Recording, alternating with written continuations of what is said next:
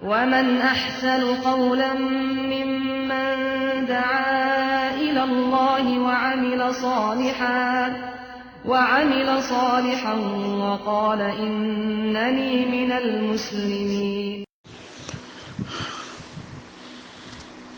السلام عليكم ورحمة الله وبركاته. بسم الله الرحمن الرحيم. الحمد لله رب العالمين، والصلاة والسلام على أشرف الأنبياء والمرسلين نبينا محمد وعلى آله وأصحابه أجمعين ومن تبعهم بإحسان إلى يوم الدين.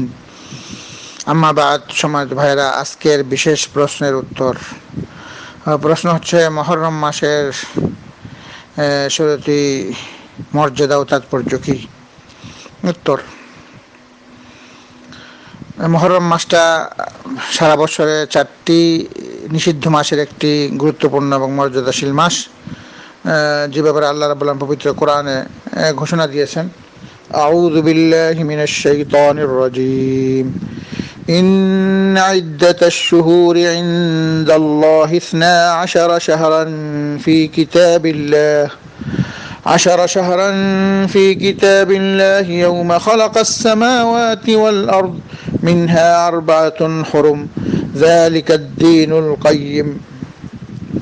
মহান রব্বুল আলামিন বলতেছেন, আসমান জমিন সৃষ্টির দিন থেকে আল্লাহর কিতাবে লোহে মাহফুজে মাসগুলোর সংখ্যা হলো 12, তার মধ্যে 4টি নিষিদ্ধ মাস। এটাই হলো সুপ্রতিষ্ঠিত দিন।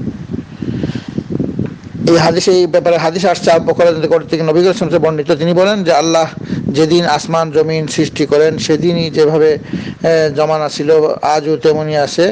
12 মাসে 1 বছর, তার মধ্যে 4টি মাস নিষিদ্ধ বা পবিত্র মাস, যার 3 মাস হচ্ছে ধারাবাহিক, অর্থাৎ জিলকদ, জিলহজ, মুহররম, আর আলাদা হচ্ছে রজব। তো এই 3টি মাসের বিশেষ মর্যাদা রয়েছে। এটা বুখারীর হাদিসে বর্ণনা করা হয়েছে এবং মুসলিমে,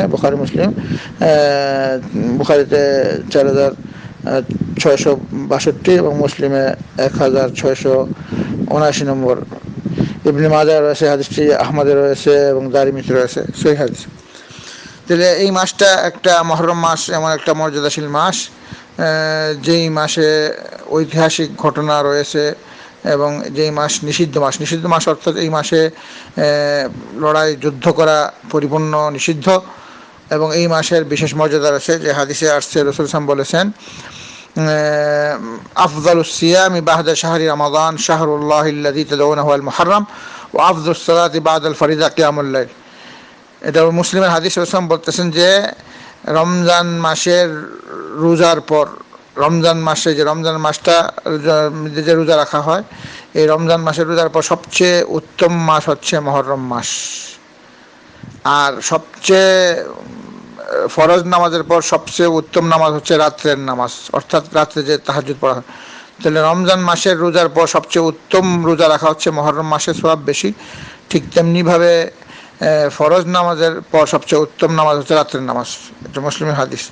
তো এই রমজান মাস যেরকম একটা শ্রেষ্ঠ মাস, ঠিক তেমনিভাবে মুহররম মাসটাও রমজান মাসের পরেই তার দ্বিতীয় স্থান শ্রেষ্ঠত্বের দিক দিয়ে।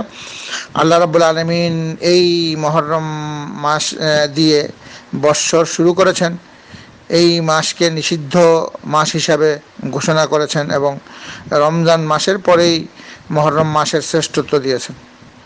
তো এই মাসে যে সমস্ত কাজ করণীয় হাদিস দ্বারা প্রমাণিত, সেটা হচ্ছে আমরা এই মাসটাকে কিভাবে দেখব শরীয়তের দৃষ্টিতে। 1 নম্বর হচ্ছে, এটা নিষিদ্ধ মাস, মর্যাদাশীল মাস। এটা আমাদের আকীদা রাখতে হবে যে এই মাসটা একটা মর্যাদা সম্পন্ন এবং মর্যাদাশীল মাস, গুরুত্বপূর্ণ মাস, নিষিদ্ধ মাস।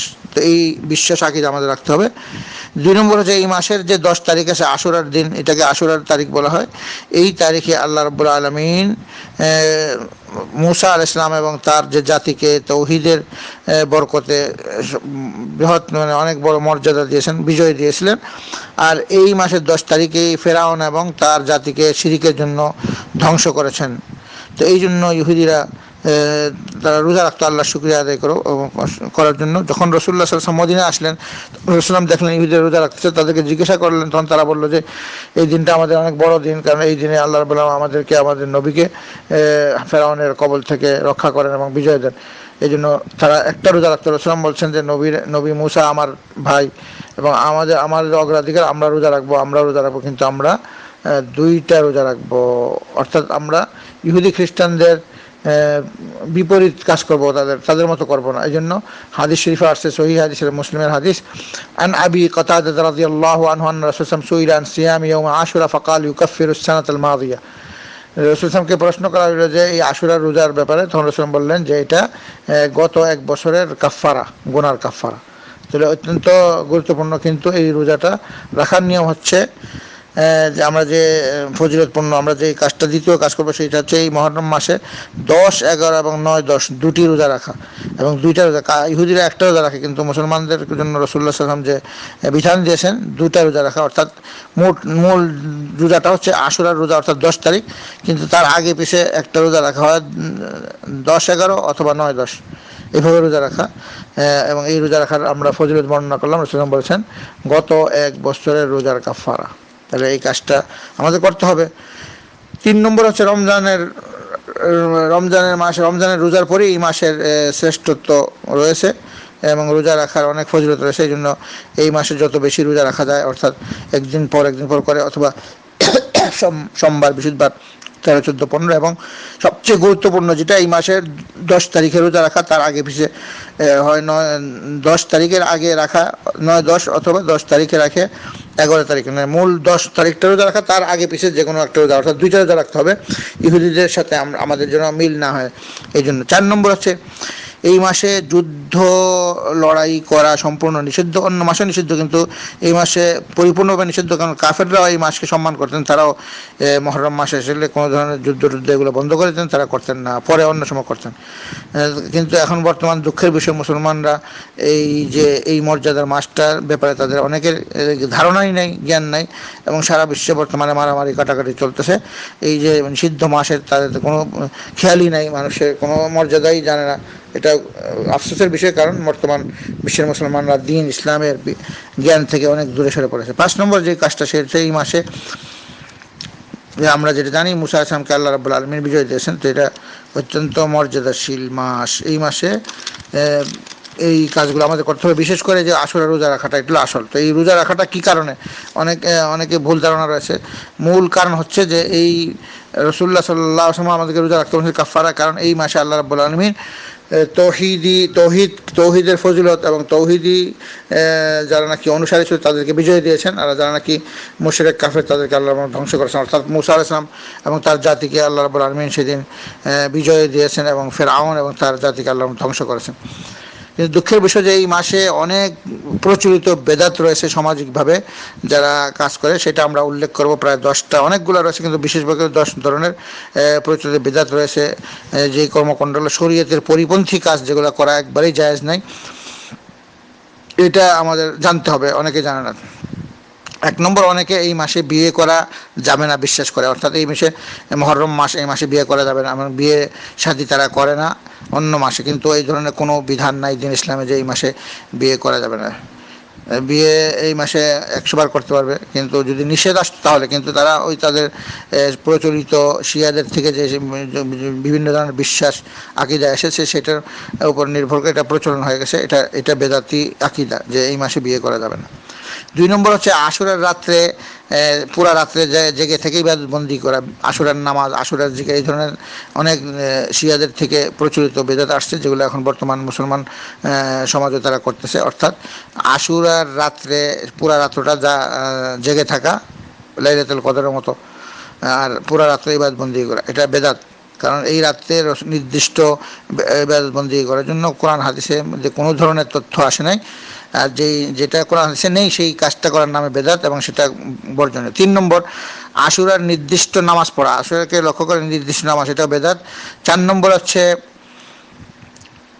এই দিনে ঘরের মধ্যে ঘরে ধূপ বাজানো, ধূপ জ্বালানো, ওই যে ধূপ জ্বালায় সারা ঘরে খুব সুগন্ধি লাগানো এবং ঘরকে সাজানো, এটা অনেকে করে থাকে। 5 নম্বর, নতুন কাপড় পরে একদম সাজগোজ করা। 6 নম্বর, শরবত এবং ভালো খাবার খাওয়া এবং বিতরণ করা। এবং 7 নম্বরে অনেকে এই মনে করে রোজা রাখে যে ইমাম হোসেনের শহীদ হওয়ার জন্য রোজা রাখে, মনে করে যে আশুরার রোজাটা এই কারণেই রাখা হচ্ছে যে এই দিনের কারবালায় ইমাম হোসেনকে শহীদ করা হয়েছে, এটাই আশুরার রোজা। সবাই মনে করে যে এই মূল আশুরার রোজার কারণটা হচ্ছে মূল। এটা ভুল, একদম পরিপূর্ণ ধারণা ভুল। কারণ ইমাম হোসেন রাদিয়াল্লাহু আনহু উনি তো শহীদ হয়েছেন রাসূলুল্লাহ মারা যাওয়ার 60 বছর পর। 60 বছর পর 60 হিজরিতে মুহররমের 10 তারিখে ওনাকে শহীদ করা হয়েছে। কিন্তু রাসূলুল্লাহ সাল্লাল্লাহু আলাইহি ওয়াসাল্লাম জীবিত থাকতেই তো এই বিধান দিয়েছেন, আশুরা রোজা রাখার বিধান। তো আশুরা রোজা রাখার বিধান হচ্ছে মূল কারণটা হচ্ছে যে রাসূলুল্লাহ সাল্লাল্লাহু আলাইহি ওয়াসাল্লাম দুনিয়াতে আসার আরও আগে যখন মূসা আলাইহিস সালাম দুনিয়াতে আসছিলেন মিশরে, এবং মিশরে যে ফেরাউন যে নিজেকে রব দাবি করলো, বলল আনা রাব্বুকুমুল আলা, সে তখন মূসা এবং মূসার যে মুসলমান জাতি ছিল, মূসার জাতিকে তারা সেই ফেরাউন অনেক ধরনের নির্যাতন করেছিল এই তাওহীদের কারণে, এই মূসার দিন ইসলামের কারণে। কিন্তু মূসা আলাইহিস সালাম এবং তার জাতি আল্লাহ রাব্বুল আলামিন তাদেরকে অনুগ্রহ করলেন এবং তার এই ফেরাউনের আক্রমণ থেকে আল্লাহ তাদেরকে পরিত্রাণ দিলেন, এবং অবশ্যই আল্লাহ রাব্বুল আলামিন মূসা এবং তার জাতিকে বিজয় দিলেন। আর শিরিক এবং মুশরিক যারা ইসলাম বিরোধী তাদেরকে আল্লাহ ধ্বংস করলেন, অর্থাৎ ফিরআউন এবং তার জাতিকে আল্লাহ সমুদ্রে ডুবাইয়া মারলেন, ধ্বংস করে দিলেন। এই জন্য ইহুদিরা যখন রাসূলুল্লাহ মদিনাতে আসলেন তখন উনি দেখলেন যে তারা রোজা রাখে। রাসূল জিজ্ঞাসা করেন তোমরা কেন রোজা রাখো? তারা বললো যে এই কারণে। মূল কারণটা হচ্ছে মূসা আলাইহিস সালামের আল্লাহকে শুকরিয়া আদায় স্বরূপ মূসা আলাইহিস সালাম তার জাতিরা যে রোজা রেখেছিল শুকরিয়া, এই জন্য আমরাও এই কারণে তাওহীদের বিজয় এবং শিরিকের ব্যর্থতা এবং শিরিকের ধ্বংস, এই জন্য শুকরিয়া স্বরূপ আমাদেরকে রোজা রাখার বিধান দেওয়া হয়েছে। রাসূলুল্লাহ সাল্লাল্লাহু আলাইহি ওয়াসাল্লাম রোজা রেখেছিলেন এবং রাসূল বলেছিলেন যে উনি বলেছিলেন যে ফাইন কান আল আমুল মুকবিল ফাইন কান আল আমুল মুকবিল ইনশাআল্লাহ সুমনা আল ইয়াউমুত তাসি। উনি 10 তারিখে রোজা রাখেন, কিন্তু বললেন যে আগামী বছর যদি আমি বেঁচে থাকি ইনশাআল্লাহ তাহলে আমি 9-10 রাখবো, 9 তারিখ এবং 10 তারিখে রাখবো। কিন্তু ফালাম ইয়াতি আমিল মুকবিল হাত্তা তাওয়াফা রাসূলুল্লাহ সাল্লাল্লাহু আলাইহি ওয়াসাল্লাম, মুসলিমের হাদিস। কিন্তু সামনের বছর যখন আসলো তখন রাসূলুল্লাহ সাল্লাল্লাহু আলাইহি ওয়াসাল্লাম মারা গেলেন। রাসূলুল্লাহ সাল্লাল্লাহু আলাইহি ওয়াসাল্লাম সামনের বছর আসার আগে মারা গেলেন। তাহলে উনি আর দুনিয়াতে ছিলেন না। তাহলে কিন্তু উনি বলে দিয়েছেন এবং এটার যে সওয়াব সেটা উনি বলে দিয়েছেন। তাহলে এই সমস্ত কর্মকাণ্ডগুলো বেদাতি কর্মকাণ্ড। 8 নম্বর হচ্ছে শিয়াদের তাজিয়া বা মাতম করা। তারা এই 10 তারিখে কী করে, তারা বিশাল বড় মিছিল বের করে, সেখানে কালো কাপড় তারা পরে এবং তারা ওই অনেক বড় কি সাজায়, ঘোড়া এবং বিভিন্ন ধরনের তারা কবর সাজায়, ওগুলা নিয়ে তারা রাস্তার মধ্যে নামে এবং হাই হোসেন বলে চিল্লায়, মিছিল করে, ছুরি দিয়ে শরীর কাটে এবং রক্ত ঝরায়। তো এগুলো সমস্ত কর্মকাণ্ড ইসলামের পরিপন্থী কাজ, এগুলা ইসলামের এই ধরনের কোনো নিয়ম নাই, এগুলো সমস্ত বেদাতি কাজ, যা পথভ্রষ্টতা 1 নম্বর। 9 নম্বর ইমাম হোসেন হত্যার ঘটনা বর্ণনা করা এবং কান্নাকাটি করা এবং শোক প্রকাশ করা। সবাই একত্রিত হইয়া ইমাম হোসেনকে কীভাবে হত্যা, অথচ তারাই করছে, শিয়ারাই ইরাকের মধ্যে কারবালার মধ্যে যারা ছিল, কোনো ওই সময় মুসলমান কেউ ছিল না ওইখানে, এবং অন্য দেশের কোনো লোকই ছিল না, না ইন্ডিয়ার লোক ছিল, না ভারতবর্ষের লোক ছিল, না পাকিস্তানের লোক ছিল, না মিশরের লোক ছিল, না মদিনার লোক ছিল, না মক্কার লোক ছিল। সেখানে শুধুমাত্র ইরাকের কারবালার যে স্থানীয় লোকরা তারাই ছিল এবং তারাই ইমাম হোসেনকে হত্যা করেছে। এবং তারাই এখন বর্তমান যুগে যারা শিয়া নিজেদেরকে দাবি করে এবং তারা বলে যে তারা আহলে বাইত রাসূলের পরিবার পরিজনকে তারা অনেক ভালোবাসে, তারাই হত্যা করেছে এবং তারাই হত্যা করে এখন তাদের সেই হত্যার যে তারা যে ভুল কাজটা করেছে সেটার পাশ্চাত্য তারাই করতেছে। তারা মনে করতেছে যে এটাই সঠিক পন্থা এবং সুন্নিরা কেন করে না, এই জন্য তারা সুন্নিদেরকে কাফের মনে করে। কিন্তু এই সমস্ত কর্মকাণ্ডরা বেদাতি কর্ম, কারণ ইমাম হোসেনকে শহীদ করেছে, ইমাম হোসেন থেকে যারা আরও যারা বড় তাদেরকেও শহীদ করেছে। রাসূলুল্লাহ সাল্লাল্লাহু আলাইহি ওয়াসাল্লামের চাচা হামজা রাদিয়াল্লাহু আনহু শহীদ হয়েছেন। যারা এই জন্য শহীদ হয়েছেন, এই জন্য আমাদেরকে এরকম কোনো বিধান দেয় না যে যেদিন উনি উহুদের যুদ্ধে শহীদ হয়েছেন সেদিন আমরা মাতাম করব বা চিল্লাচিল্লি করবো, আমরা রক্ত ঝরাবো। এইভাবে 70 জন সাহাবারা শহীদ হয়েছেন উহুদের যুদ্ধে, ঠিক তেমনিভাবে বদরের যুদ্ধে 13-14 জন শহীদ হয়েছেন। এভাবে অনেক শহীদদের ইতিহাস রয়েছে, কিন্তু এদেরকে কেন্দ্র করে কোনো ধরনের শোক প্রকাশ করার বিধান এবং ছুরি দিয়ে শরীর কাটা, মিছিল করা এবং তাদের সুখ বর্ণনা করে সুখ পুরস্কার, এই ধরনের বিধান ইসলামে আসে নেই। কিন্তু আমরা ব্যথিত আমরা যে শহীদদের জন্য আমরা দোয়া করি, আল্লাহ তাআলা আমাদেরকে দোয়া শিক্ষা দিয়েছে, রাব্বানা ইগফির লানা ওয়া লিইখওয়ানিনা আল্লাযিনা সাবাকুনা বিল ঈমান ওয়া লা তাজআল ফী কুলুবিনা, যারা নাকি আমাদের পূর্বে চলে গেছে আল্লাহ তাআলা তাদেরকে ক্ষমা করেন এবং তাদেরকে মর্যাদা দেন, শহীদের মর্যাদা দেন। এইভাবে দোয়া করা, আমরা সবসময় দোয়া করার জন্য বিধান আসছে, কিন্তু এই ধরনের বেদাত কর্মকাণ্ড ইসলামে নাই। তারা এই ইমাম হুসেনের ঘটনা বর্ণনা করে এবং প্রথম মহররমের প্রথম রাতে তারা আনন্দ উৎসব করে। এটা শিয়া ছাড়া অন্যান্য মুসলমানরাও এটা করে, যেভাবে কাফেররা ইউরোপরা ফার্স্ট নাইট জানুয়ারিতে তারা অনেক আনন্দ ফুর্তি এবং উৎসব করে। এইভাবে অনেক আরবরা এবং বর্তমান যুগের অনেক মুসলমানরা এই ধরনের বেদাতে তারা লিপ্ত হয়েছে। অর্থাৎ যেভাবে কাফেররা ফার্স্ট নাইট অফ জানুয়ারি প্রথম রাতে তারা আনন্দ উৎসব করে এবং সবাইকে অনেক খুশি মানায়, এগুলো বেদাত। ইসলামে এই ধরনের কোনো আরও দুঃখ করার দরকার, কারণ মানুষের জীবনে যখন একটা বছর চলে যায়, নতুন একটা বছর আসে, তখন সে চিন্তা করা দরকার যে আমার যে একটা বছর জীবনে চলে গেছে, অর্থাৎ আমার জীবন মাইনাস হয়ে গেছে, এখন আমি মৃত্যুর দিকে অগ্রসর হচ্ছি। সেখানে আরও আল্লাহর কাছে দোয়া করা, কান্নাকাটি করা, হিসাব নিকাশ করা যে আমি আগামী বছরটা কীভাবে কাটাবো যেন আল্লাহর আনুগত্য এবং এই সমস্ত নিয়ে যেন কাটাতে পারে, এই ধরনের চিন্তা করা। তো কাজেই আমরা দোয়া করি আল্লাহ রাব্বুল আলামিন যেন আমাদেরকে সবাইকে, আজকে 3 তারিখ মহরমের, আর বাকি রয়েছে প্রায় 9 দিন, বাকি রয়েছে আর প্রায় 6 দিন, আমরা ইনশাআল্লাহ সবাই নিয়ত করি পরিপূর্ণভাবে যে আমরা আল্লাহর জন্য এবং রাসূলুল্লাহ সাল্লাল্লাহু আলাইহি ওয়াসাল্লামের সুন্নতের অনুসরণের জন্য এবং আমাদের 1 বছরের গুনাহ কাফফারার জন্য আমরা অবশ্যই 9, 10 অথবা 10, 11 রোজা রাখবো। আল্লাহ তাআলা যেন আমাদেরকে ইখলাসের সাথে আল্লাহ সন্তুষ্টি অর্জনের উদ্দেশ্যে এবং রাসূলুল্লাহ সাল্লাল্লাহু আলাইহি ওয়াসাল্লামের সুন্নতের আদর্শের অনুসরণের করার জন্য আল্লাহ তাআলা আমাদেরকে এই তৌফিক দান করে। আর আমরা সবাইকে সাবধান করে দেবে এই ধরনের বেদাতি কর্মকাণ্ড, যেগুলো নাকি এই মুহররম মাসে কোনো বিধান নাই, শরীয়তে এই ব্যাপারে কোনো তথ্য নাই, যে কাজ করার মাধ্যমে আরও পাপ হবে এবং বেদাত হবে, হারাম কাজ হবে। আমাদেরকে যেই কাজটা করতে বলা হয়েছে সেটা অবশ্যই করবো, যেটা সহিহ হাদিস দ্বারা প্রমাণিত। এটা হচ্ছে আশুরার দিন রোজা রাখা, যেটা নাকি 1 বছরের কাফফারা, এবং এই বছরের এই মাসটাকে সম্মান করা এবং মাসে যত বেশি রোজা রাখা যায়। কোনো নির্দিষ্ট দিনে কোনো কথা, নির্দিষ্ট দিন শুধুমাত্র আশুরা অর্থাৎ 10 তারিখ এবং 9 তারিখ রোজা রাখা, অথবা 10, 11 এই 2টা দিন নির্দিষ্ট করেছে রোজা রাখার জন্য। আর বাকি অন্য দিন আমরা যত পারি রোজা রাখবো। কিন্তু এই বিশেষ যে কাজগুলো আমাদের বর্তমান সমাজে প্রচলিত বেদাত কাজ, এগুলো যেন আমরা না করি এবং সবাইকে সাবধান করে দিই। আল্লাহ রাব্বুল আলামিন আমাদের সবাইকে জীবনের সর্বক্ষেত্রে যে সমস্ত কোরআন ও হাদিস অনুযায়ী রাসূল সাল্লাল্লাহু আলাইহি ওয়াসাল্লামের আদর্শ আমাদের কাছে রয়েছে সেটাই যেন আমরা করতে পারি।